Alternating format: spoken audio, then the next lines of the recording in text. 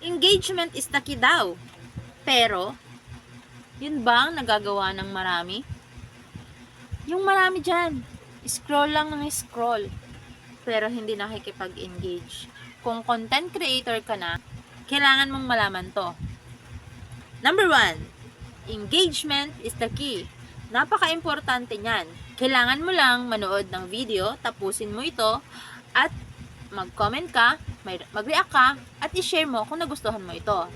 Pangalawa, kailangan mo ng good and quality contents. 'Di ba? Kung wala kang good quality contents, ano pa nanoodin ng mga viewers mo sa'yo, 'di ba?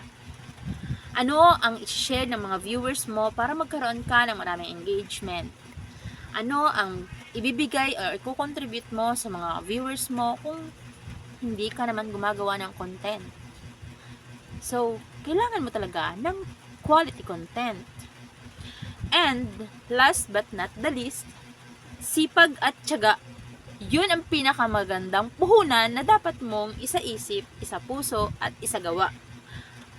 Kaya kung ako sa'yo, simulan mo nang magbakas dyan sa baba para pare-pareha tayong mamonetize. Pagdating ng oras, ay i-boost ni Meta.